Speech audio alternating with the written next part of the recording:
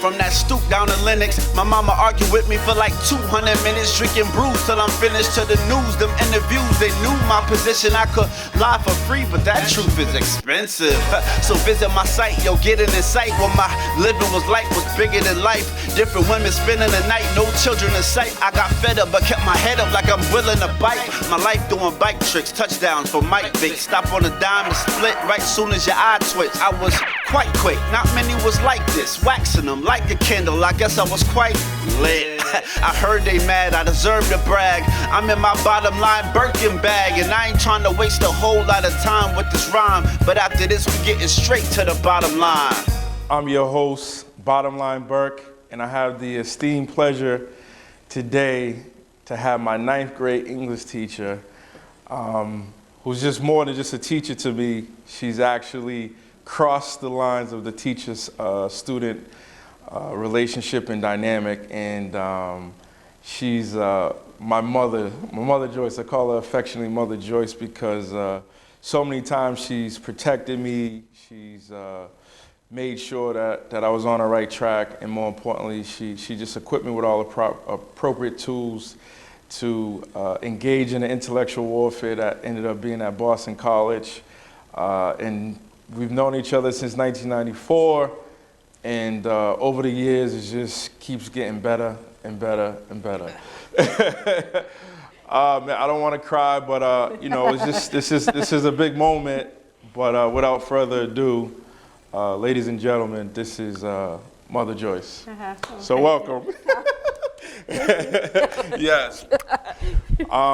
So I just wanted, like I was saying earlier today, I just wanted to just talk a little bit about the importance of education. I know you and I share that as far as how important it is for people to educate themselves. And just first start off. I'm going to start. I know the first reason that you stood out from the many, there's so many wonderful kids at school, but is that you came into my room the first day, you sat right in front of the desk in the first chair in the front row, and every single day when you came to school, you had your homework done, and you raised your hand for every single question all the time, and you said to me, I have to do this. I have to do this. It's important to me to do this. It's important for my life. And that was remarkable for a 9th grade kid. Well, I say thank you. I know Mr. Casano, he was there as well. He was here, yeah. But, you know, just kind of, we was talking briefly before the show, too. It was that urgency and just that purpose was just... That was in you. Yeah. That was in you. I was driven. Back then it mattered. Yeah. You were, and not many kids in the 9th grade are driven, like, are focused. Yeah. You were focused. Yeah, I was focused. I had the sports on my mind. I knew that, you know, doing well in school was a non-negotiable in order for me to get to the next level. And, you know, you were super instrumental, not just as a teacher. I remember when, you know, I broke a lot of hearts and made a lot of people upset by leaving my junior year to go to Texas. But that's when I knew. I said, wait, this is not just no regular lady. Like, you know, she really cares about me because, the way I remember the story, I remember the time I was so nervous, but I was like, all right, I'm going to go to Texas. The reason why I went to Texas was for basketball. For basketball, right. Because what happened was I found out they started games in October as opposed to Massachusetts. It was in November. So I said, I'm going to just play 40 games instead of 20 games and double up. So all I was concerned about was the sports element. And then you changed everything. You rocked my world. Yeah. The day I walked in with the note because you had to sign off. And I remember you just smiling at the chalkboard.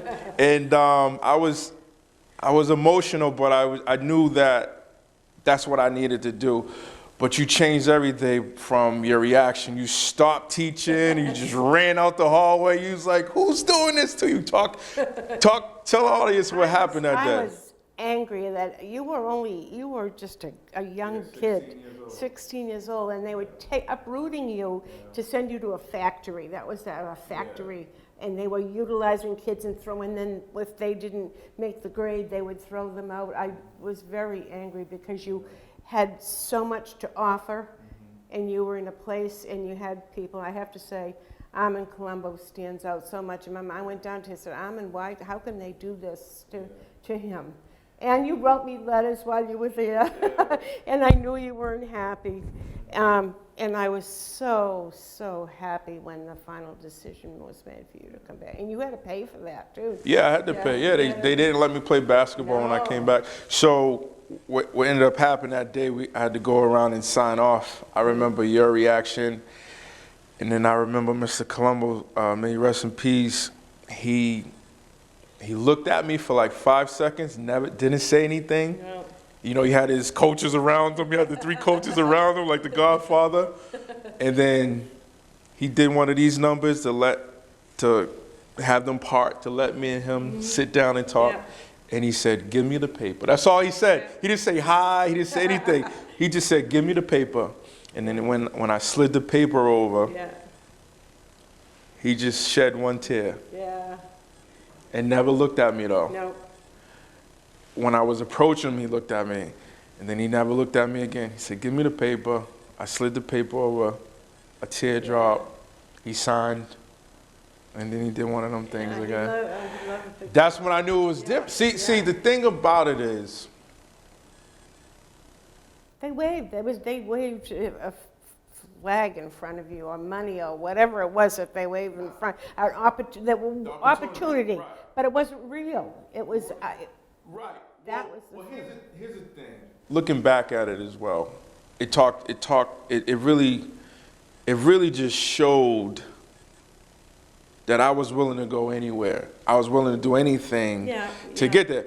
And the challenge was, what was so enticing about that opportunity for me was I wanted to compete against the best. Yeah. So if I had to go to Texas, which all of the top players in the country was there, and I did my thing, and I was #1 out there too, that's what I was willing to do. And so I thought that was part of the journey. I thought that was part of the story, because all the athletes before me that was in the NBA, the NFL, or in college already, they had similar stories. Yeah. And so, as I shared before, I could be pretty candid about this too. My home life wasn't pretty, so that made it easier for me to go, because I was like, there was so much discomfort at home. The only the place that was my safe haven was in school. Right. Or at the Y on the football field. That's why I was working out 6-7 hours a day, only coming home at night. Yep. And so I don't regret that. It was definitely a hard decision. Mm-hmm. One of the things that does sadden me when I look back about that is a friend of mine at the time, Carrie Hibbett, who was a phenomenal basketball player. And when they didn't let me, when I came back to Brockton, the first thing they said, you're not playing basketball. Because they know her. Because the whole story was, they thought since I left, even though they had, all-world running back Peter Harris, they thought that we wasn't gonna, me leaving poses a threat to them winning the Super Bowl. That was allegedly the rhetoric that they told me at the time. But the silver lining of, even though they did win the Super Bowl, the silver lining of it was this. This is when I knew it was different. So the night before I left to go to Texas, I went to the Y and played for like 5 hours. And so I took the last bat bus back. Yeah. And the bat bus lady who hands out the transfers, we usually have small exchanges. And I said, why? I said, you look like you lost your dog or something, because she was sad and everything. Her energy was off. And she says, no, my son called me and found out his favorite player is no longer going to be playing for the team. Right? So, unbeknownst to me. And so anyway, I'm just talking to her, trying to cheer her up and stuff. I said, Patriot players or Celtics players, I'm thinking professional. And she's like, no, it's not. It's some local kid. It's, it was in the paper. He's leaving the school, go play basketball. And then, so long story short, he was talking about me. That's when I was like, wow, that hit differently. But I just wanted to make the people that invested in me proud. You And you was definitely one of those people that mattered a lot to Thank me. you. Yeah. You know what? You had the right goal, but you jumped on the wrong train to get I agree. The journey took a little detour But unnecessarily. you did, and you did so well. You worked hard, and I was very, very, very proud of you. You worked very hard, and sometimes I wanted to give you a little nudge and get going on this, some vocabulary words, and but always good. And then when we had the peer mediation program at Brockton High, which was the most wonderful thing I ever did in my life, working with those kids to help resolve the conflicts between them. You were a wonderful person to choose for that too, because kids looked up to you, they listened to what you had to say, and that's why we chose you, because we wanted you there. And every kid who was in that program was a star to me, but you were always, from the ninth grade, from the first day, I had you under my thumb. I said, watch out for this. No, I knew it was special. It was a special relationship we had. I savored it. It really mattered a lot to me. And even the times when you gave me the thesaurus, and I remember you set me down and you showed me the importance of it as far as writing. And you explained the difference between tense, like singular versus plural. You gotta say, if it's one person, it's is. If it's two people, it's are. If it's this, plural. Has that tied in with your Spanish lesson? Correct. Yeah, shout out to Miss Shockey too. Miss Shockey, I loved her. She was like, she was just the best. Yes. And she. I remember her saying, because I was on the fence with I needed like a B in her class, and she's like, I'm not gonna let no grade stop you from going and accomplishing your dream. Yeah. And it was just beautiful. Yeah. But share the story, or here's a funny one. So I remember Valentine's, Valentine's recent, but remember the time Allison came. Don't. Tell a story about that. No. Okay. All right, so I just told you to focus on your schoolwork and your sports. Right. And you keep the love life separate. No silk boxes on a teddy bear. Yeah. All right, so two things. Share or just articulate 2 days, the day I graduated from high school and then the day I graduated for college. What did that mean to you? I was so proud, so proud. And I watched you all the way through. I kept tabs. I'll tell you, one of my biggest thrills was when you were at the Orange Bowl? The bowl game. Yeah, the bowl game. Oh, Virginia Tech. Yeah, Miami. Yep, against the Hurricanes. Yeah. Wasn't it the Orange Bowl? You're correct. The Orange Bowl. Mm-hmm. And we're my family, and we were all there having Thanksgiving and whatever. And my phone rang, and it was you. I said, "Oh, Jamal!" And you're calling me from the Orange Bowl, and I was so proud you were playing. Because I always tried to watch all games, and I had my binoculars when I went to the BC games, so I could find you out in the field and everything. But it was so. I said, "Isn't that the nicest thing?" He called me to say Merry Christmas. Oh, you know what? That wasn't the Orange Bowl. That was Thanksgiving. That was Thanksgiving. Yeah, we was playing Virginia Tech. Yeah, we was playing Virginia Tech. But and it was a bowl game. Unless it was the Arizona State. I don't know. Yeah, one of them. Whatever it was, you were far away, and I thought that the fact that you called me to say Happy Thanksgiving was so nice because I was thankful that you were doing so well. So proud of you.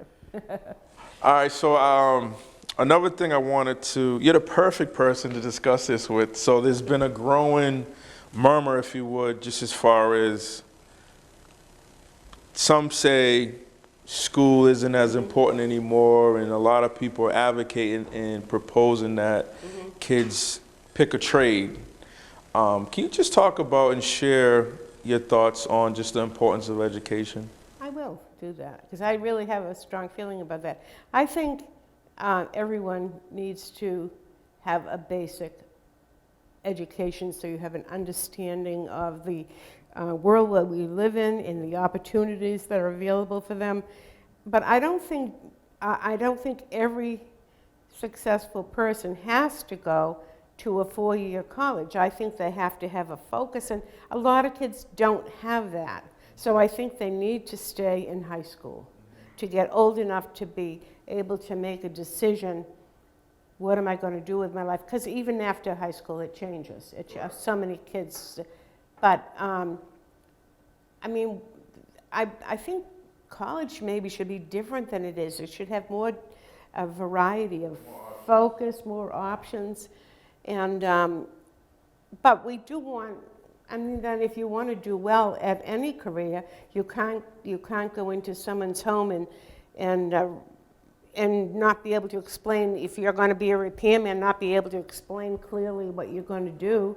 So you need to be able to speak correctly, and you need to have a basic fundamental knowledge that we all need. But then there's too many, nobody can know everything. Right, no. So you have to pick what you need to know. And we need plumbers, and we need electricians, and we need bus drivers. My dad was a bus driver. You know, he worked hard, but he also went to college. He didn't ever graduate, but he worked hard, and he went to school, and he was very, very intelligent. So you need that. I agree with that. I think it's almost a hybrid of it. I was fortunate. I graduated Boston College, as you know. Yes, I did. I did get my degree, and I had a couple of really great jobs and things like that. But what I realized too was the days of getting into one company, staying there for 20, 30, 40 years, that's kind of a thing of a past, because what I find is that the loyalty is not the same from both the employer and employees. So I think that if any young man or woman does decide to get a degree, understand that a trade during those in-between times between jobs, or you're going to transition to something else, because that's another thing. I see people fatiguing at jobs quicker. And the average time period at jobs is 3 to 4 years, and so I think it'd be helpful and wise to have a trade as well as. I think you have to have a focus, because some kids will never. They know, and I'm trying to think of kids I know. Some kids go to school and they graduate, and college doesn't appeal to them, so they want to become I'll say an electrician, and then. But they still need to have a basic education. And then when they do become an electrician and they make a lot of money, which electricians do, they have to be able to understand their bank and their statements and how to save and how to keep an IRA going. And those are things that you need to know. So a broad basic education is important for everybody. No, I agree. But then, like you said, focus if you want, but I hope some people stay in school and continue on to be our scientists, and we need that too. No, absolutely. Couple more questions, and then we're gonna get out of here. But 30 years in the teaching profession. Yeah. What's changed when you initially entered into the profession versus what you observe and see today, just in the landscape itself? I loved my 30 years being a teacher. You was great. I wouldn't want. You was great. I wanted to submit you to Oprah, because Oprah, she the teacher of the year, teacher of the decade, because you were so instrumental, Miss Joyce. No, I didn't do everything right. I didn't do everything right, but I always had good intentions. I always cared about the kids. And I always wanted them to be well and happy. But I don't think that if I had my life to live over, that I would be a teacher again. Why? Why do you feel like that? I don't know. I think that, I really think I would have been an architect. Okay. Okay. No, I just think, I don't. Is it the pay? Because I know a lot of people, there's a lot of loud voices advocating for teachers to get higher pay just because of so much time that's invested in them. I believe they deserve it. I Yeah. do. I mean, you go to school, and I have a master's in and I had my master's plus many other credits beyond that. But you don't get the same as someone who is in the business world or something who's doing that, or even the same respect. So that was, but I did love every part of being with the students in school, and the wonderful kids I know one thing I want to say, and the best thing I will say, Brockton High is I'm a real advocate for that school, and when a student comes out of Brockton High, they've lived in the real world. And I think some people that go to these, that live in elite towns or very, very wealthy towns or stuff like that, don't get the opportunity that Brockton High kids do, because everyone is just there, and people are all equal, the kids are all equals, and they respect each other. Is that? No, you're not. I think that's really true. Yeah, it's a melting pot. Yeah, I think it the is. diversity in having 5,000 That's kids right. there, you get a chance to experience all different cultures, That's what ethnicities. real life is. I It agree should with that, be. yeah. And I think some kids don't have that opportunity. Because a lot of time, if you get into these pockets of affluent segments of people, I think that you always think that being around money and opulence and it's just not good. But I think the real treasure and the richness of what you're talking about, one of the things that you and I identify, because we come from different backgrounds, is just that what you're talking about, the purity of the it. melting pot, and I won't mention the student's name, but I remember one student that you were in school with, he came back and he said, I miss this so much. He said he was not in with his peers. He wasn't as accepted or whatever. And I'm mumbling, I'm going on too much about this, but I think the melting pot idea of Brockton High and the focus on education, because they work hard. Yeah, That was a good school.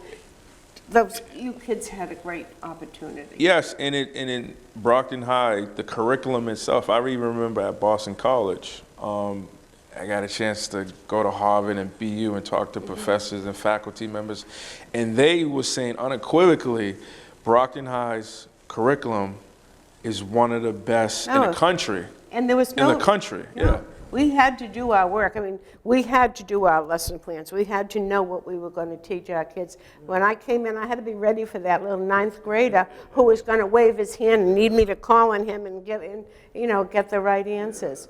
And you couldn't just kind of go and wing it. No, and I'm a product of that, right? So coming out of Brockton High, going to Boston College, the prestigious Boston College, and all of the stigmas and reputation as far as on an academic level, how difficult it is, going in there, and I remember distinctly taking 2 classes, a math class and English class, and I remember the professor said something that made me think of you, of course. Even though you helped me, it was still helping me, correct papers and grammatical errors and things like that, but, I went there with pride representing the city of Boston as well as my family name, but I remember distinctly at the end of the summer session, one of the professors, the English professor there, she was there for like 4 decades.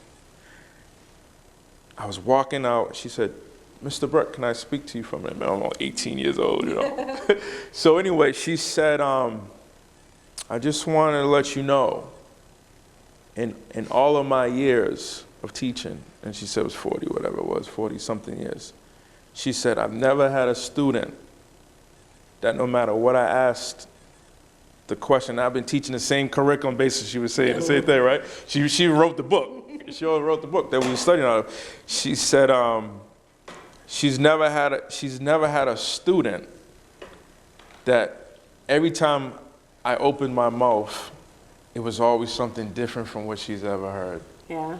And You're so an original.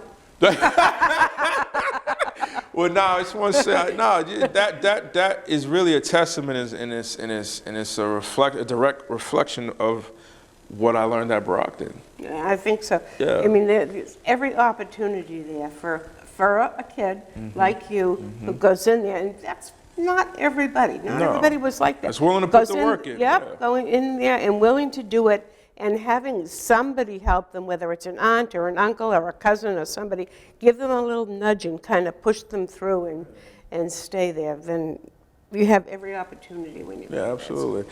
And so I want to also, speaking of that, so we that's the Brockton Public High School, and now there's an explosion of a lot of charter schools throughout the country, and there's a lot of priority to get into school. What are your thoughts as far as charter schools versus public schools? I'm still a big proponent of public schools. I'm a public school all the way. From what I understand, charter schools were coming in more when I was leaving, but I don't like the idea that it wasn't available, or that every kid didn't have an opportunity, that they were selected and they're paid for by the taxpayers.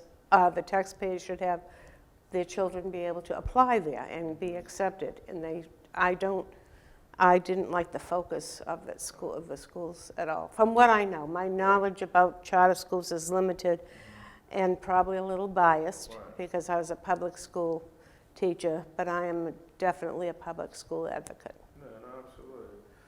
Well, we run out of time, but I want to say thank you. Thank you.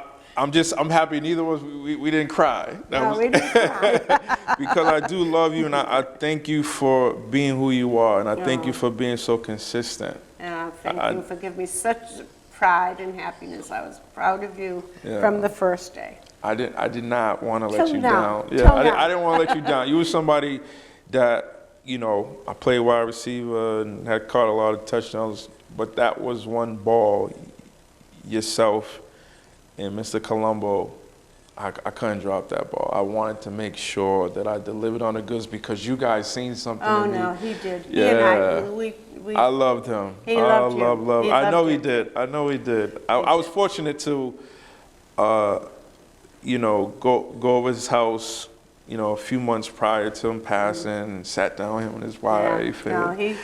He was a good man, and he loved you, and he knew that I had your best interests in heart too when I went down there, and that's why he did tell me, what's going on, and I was anyway. But you're doing well, honey, and I'm very, very proud of you. Well, Keep up the good work. I will. All right. Thank you for your time. Well, you're welcome. That's episode 4. Tune in to next time when I sit down with one of my former high school teammates, the legendary, one of the Brockton's finest, one of Brockton's royalty, Peter Harris. And so until then, stay hard, keep dreaming, and until next time, take care. This is Bottom Line Burke. My guest is a former teammate of mine, one of the best to ever do it, one of Brockton's finest. Actually, he's Brockton royalty. He's one of the best running backs at that time in the country. And in one game that I got to ask him about, he rushed for over 400 yards, scored 5 touchdowns against arguably the toughest team at that time, Severian Brothers. And he stayed out all night the night before. But without further ado, one of the greatest running backs to ever do it, to ever carry a rock, had the nicest footwork.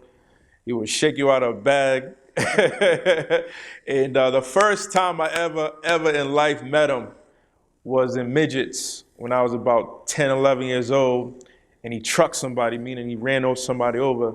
And then he came up, showed all his personality, said, "I made somebody say, ow." And I was like, yo, who's this dude? So, but without further ado, Ladies and gentlemen, Peter Harris. What's up, man? What's good? What's good? How you doing? How you feeling, man? No, everything's good. Yeah, Soup man. reheated, that's all. Nah, that's what's up, man. I'm glad you came, man. This is pure joy for me. You're part of a dream right now. No better way to do it than somebody I was in the trenches with. But I'll start off with, where you from and what made you decide to even carry a rock. I know at one point you was nice with the soccer ball, but just kind of talk a little bit about what made you decide to play football. Well, from Southside, along with Brockton. Realistically, I was born in New York, but like my family's I'm Cape Verdean. My family's from Portugal. My father played professional in Portugal. But when I came here, like I was good at soccer. Like I played in Stoughton, like I was pretty good. Like my coach didn't want me to move to Brockton when we moved. He was like, you can live here, blah, blah. But like when I went to Brockton, I had to make a decision, and soccer was not popular at the time. So it had to be either I'm gonna play soccer and try to excel in that and like follow my father's footsteps that I, didn't really know that well, or create my own lane and go football-wise. So then I went, watched a couple little football games, and just went to the Hercules on Southside and like went to the coach, talked to him. Like I was trying to play quarterback. That's what I thought I was quarterback. You was gonna try to be the Mike Vick. Yeah, I thought I could throw the ball. Elementary school, we out there playing pickup football before school, and I thought I was nice at quarterback. I was like, I'm gonna do quarterback, blah, blah. And then the coach, Dave, I never forget, he looked at me and was like, you're a running back. And I looked at him, I was like, no, I'm not. And my mom was like, afterwards, she was like, what is a running back? Like, she didn't know anything about, about football. So she was like, what's he talking about? I was like, I don't know what he's talking about. I'm a quarterback. Like, I'm not playing nothing else. Right. And then, and that's how the journey began. I went, played for Hercules, and Dave molded my whole game and told me I was going to be a running back, and a running back I was. Nah, that's what's up, man.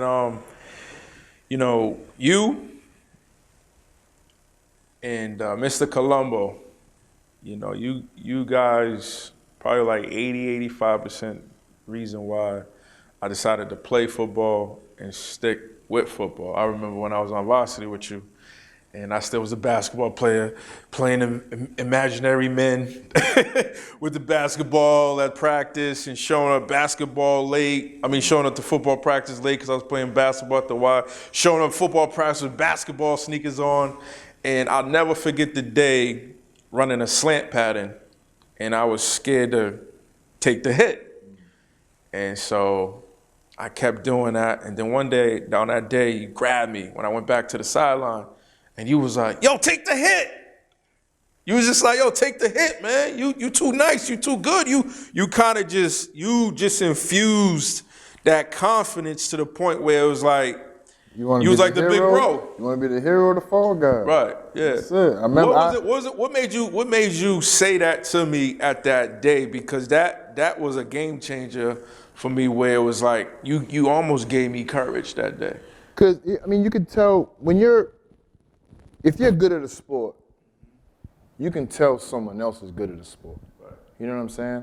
And I knew, like I knew your brother, I knew you, like I knew you, like I know you could play basketball. We all play basketball. We're all athletes. Nice, yeah. Like I knew you could play basketball. And I knew in your head is like, cause like my best friend Randy, like his little brothers and all them, they played, but like some of them, the Wilson brothers in Brockton, legendary, one of the greatest sports families ever. Yeah. Some of them didn't want to get hit. Like getting hit is not ideal. Nobody wants to get hit coming across the middle. And back then there was no defenseless receiver. Like you're getting rocked. You might go to hospital. You're going through the middle. You're getting rocked. So it's just from years of playing, I knew you was nice. Like when you first got on the team, I'm like, dog, like. No one's out jumping him. Corners is not getting his routes. Like you ran your routes unorthodox because you have basketball feet. So you can make a cut to the right on your right foot when you're supposed to plan on your left and cut in. You can make awkward cuts to help the quarterback. You know what I'm saying? And I saw that. I seen what you could possibly be. You know what I mean? So like a couple times in practice, you did drop that slant route. But then you come back to the huddle like, man, I can get that in the game. Yeah. And I heard that a couple times, and then it was one time where you got, like, you was gonna get rocked and you dropped the ball, but you still got rocked. Yes, I remember. That's the whole point. You came back to the huddle and was like, and shook it off, but you came back to the huddle and I looked at you and I said, yo, catch the ball. Yeah, I remember that. And you looked at me like I was being crazy, like, oh, you saw, like, I could have got killed. Like, I still got hit, but I could have got killed. Like, why are you telling me catch the ball? And I looked at you and I remember saying, like, yo, listen, like, you still got hit, right? And you said, yeah. And I said, okay, so you got to make a choice. Be the hero that catches the ball or be the guy that dropped the ball and we have to punt and we talk about you. Which one you want to be? And you just looked at me like I saw it in your face, like I saw the wheels clicking in your head. Like you looked at me and was like I have a choice. Like that's what I needed. What person do I want to be? Yeah, that was a mental hurdle that I really did have. I think was real, and again, you gave me that confidence because I was looking at you like, you know, I knew you was the man, and I was like, all right, so if he believe in me, I gotta believe in myself, and then once that hurdle was gone, then it was just like, yo, there's nothing I couldn't do. But that's a lot of things that people don't get. Like sometimes if you're the man of the sport or whatever the case may be, like sometimes they're so scared of getting that limelight away from them, they don't want to pass on the knowledge to somebody else. Like, because to be honest, sometimes when I came out and caught the ball, like Mr. Wilson sat me down. And was like, and talked to my mom and was like, because my mom didn't know anything about football. She didn't want me to play. But like, them two got a relationship going, like, you know what I'm saying? Like, and he told her everything that to say to me. And I'm looking at her like, she was like, well, to be honest with you, Mr. Wilson's watching you and he's not happy because you did this, that, and the other. And in my head, I'm like, damn, I did do that.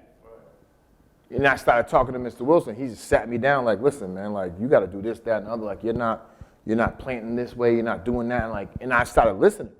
And then Mr. Colombo was there, like, huge force in my life. Like, he's the father figure that I didn't have. Yeah, and that's the same to me too. I remember almost being envious and jealous of like Renard and Randy and them because they had the father that was so Great knowledgeable, yeah, he was, knowledgeable in sports, always present. Always. And just knew what to say. And he knew what he was talking about. And just to have like kind of like that John Thompson's presence, man. And he always kept it real. Like that's what I'm saying. Yeah, he didn't hold no punches. Yeah. If absolutely. you messed up, you messed up. Yeah. But then when he said you nice, that was a great play, you really now felt it's that like, too. oh, I'm here. Yeah. Like, I came up. So one of the things about you too, man, it's like, you know, you was very dominant, you know what I mean, throughout high school. And I remember that time you rushed for 409 yards against Severian and was it 5-6 touchdowns, and you didn't even start. And the funny thing about it was I heard the story because Billy and I went to see you after the game. And I'm hearing you talk, and I'm like, wait a minute, you did this and you didn't even sleep? Mr. Colombo had to come to the bus. Can you share that story about it? Because for me, it immediately sparked my curiosity and said, like, yo, what did he eat? What did he drink? What was his routine? What did he do? And it was just kind of reminiscent, like you would think like what the Michael Jordan did, or Emmett Smith, or Jerry Rice, you know what I mean? And so my infatuation or just my curiosity with you when I found out like what you was doing the night before, and it wasn't like the traditional, you know, making sure you prepare, get your sleep, eat right, things like that. Talk about that moment, because I think that was a big differentiator between you and everybody else, and more so you just did it your way, whatever worked for you. It's just that, like, high school it's a rough time for everybody. It was a rough time for me though. Like, home situation was really bad. Nobody knew. Like, I always hold my card to the vest. You know what I'm saying? Like, nobody knows what I'm really going through. Like, I was going through it at home. So me and my mom was like, we was going through it. So I always found like my outlet was with my friends. Like I just try to stay out away from my house as long as I could for however many days I could, and then go home sparingly, you know what I mean? So the night before that game, because I remember the game before was Fitchburg, and I ran for like because like it was a controversy between me and Donald, who was the running back. Donald was nice. Donald was nice. But I felt at the time I was more humbled, and I was like, oh, we're both nice, we're different. And he'd be like, I'm the best running back. So I've just kept in mind, like, we're both nice, we're different. So he played first 5 games, and then he said he had a back injury, quote unquote. So I had to run the ball. So my first game ran for 245, but like the next game was playing against Severian, which is the best defense in the country. Like they was up there, they was ranked. So everybody was like stressed out. I ran for 245, so I'm thinking everybody's gonna be on my side. Like, oh yeah, camaraderie. Like, no, everybody went to Donald. Like, you have to come back for next week. Like, we need you. Because Donald was a starter. He kind of asserted himself a little quicker because he was a stereotypical like tough nose, gonna just run you over, and he had the speed and everything. So like, I ran the 245 first game. Thought I was it. No. Everybody talked to Donald. Then the second game was Severian. So now it's like Donald's out. Everybody's looking at me like, what can you do? And like, we was down the first half. We was getting killed. It was 31-7 or something crazy. This is Severian. Yeah. 31-7. I'm playing Colombo, safety and everything. Yeah, Mr. Colombo had to come pick you up. Is that true too? Yeah, because the night before, missed the bus. Yeah, the night before I missed the bus. I was out all night. We was partying, like, there was drinks involved, stuff like that. So we was partying, like everybody was like hanging out. So like I came home, the game was in the morning, so that's like 11 o'clock game? 10, something like that. Like 10 o'clock game. So that means you have to get to the bus 7. and we out at like 7. You got to be at where your pads are at 7 o'clock, and then drive over there and then get the warmth and all that. So I get home at 5:30. Mom's asleep. Everybody's asleep. Wait, time out. So we gotta capture this. You can't. So I waited a long time to tell the story because this is a great story. So you was out all night night before. You get into the house at 5:30 a.m. We had to report to the bus at 7. Yeah. So you looking at an hour and a half. Hour and a half sleep. Hour and a half sleep, right? I'm sleep. My mother comes in my room with Coach Colombo. They bang on my door like, I'm knocked out. Right. I'm mad they woke me up. I forget I have a game. Right. Like, what are you doing when you're supposed to be at the bus? I'm like, what bus? And she's like, it's Saturday, Severian. I was like, oh. And I looked behind her, and Coach Colombo's looking at me with that look. If you know Coach Colombo, that look. It's just a fire in his eyes. It's just a fire. He holds his lips all tight. He just looks at you, and I'm just like, oh, man. Yeah.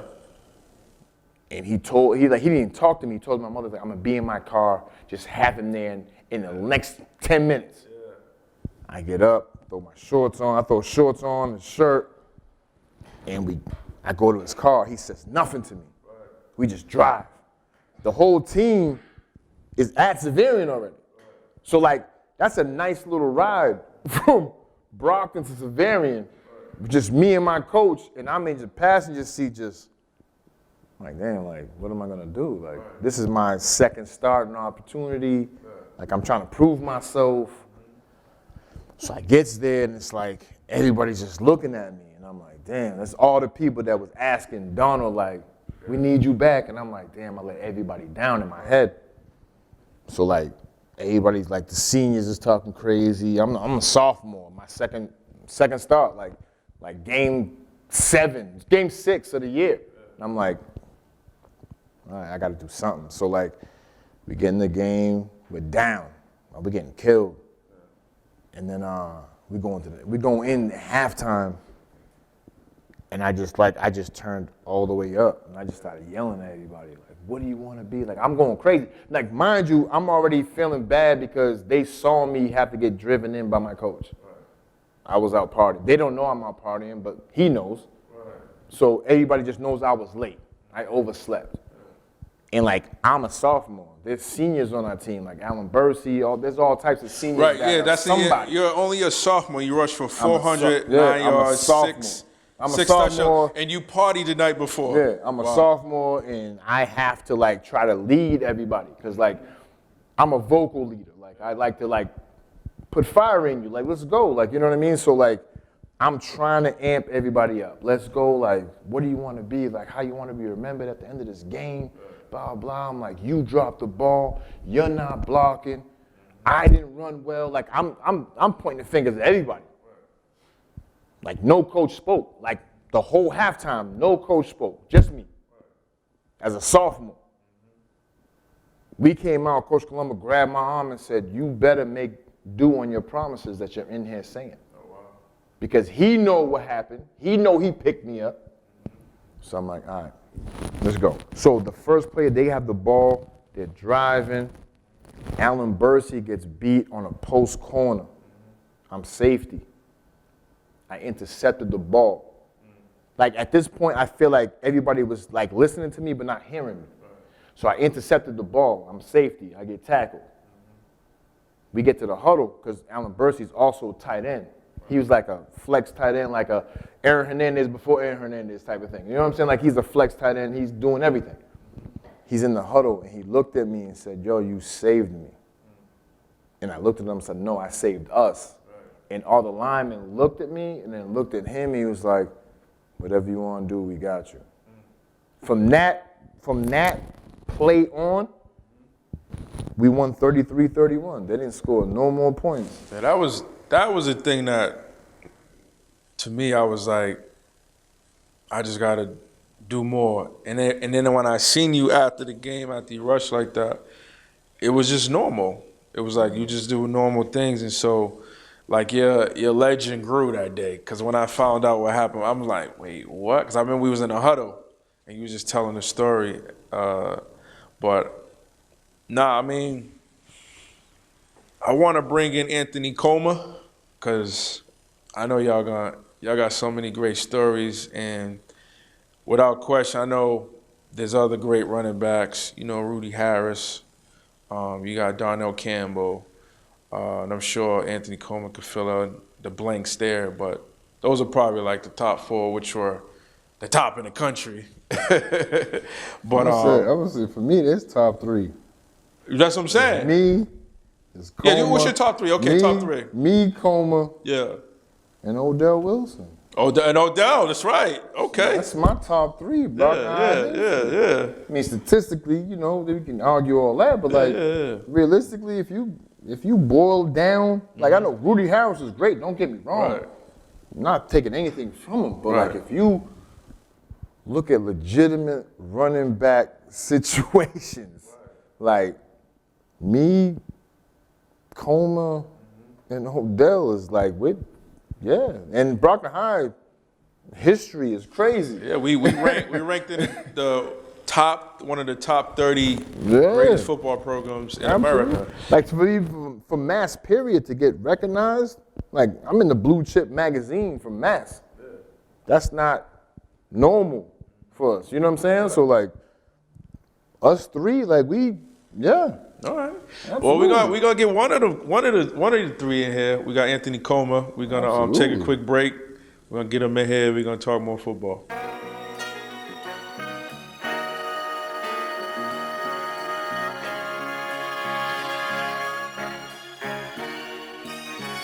From that stoop down to Lennox, my mama argued with me for like 200 minutes, drinking brews till I'm finished. To the news, them interviews, they knew my position. I could lie for free, but that truth is expensive.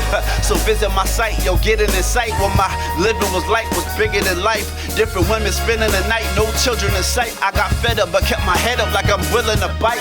My life doing bike tricks, touchdowns for Mike Vick. Stop on a dime and split right soon as your eye twitch. I was quite quick. Not many was like this, waxing them like a candle. I guess I was quite lit. I heard they mad, I deserve to brag. I'm in my bottom line Birkin bag, and I ain't trying to waste a whole lot of time with this rhyme. But after this, we getting straight to the bottom line.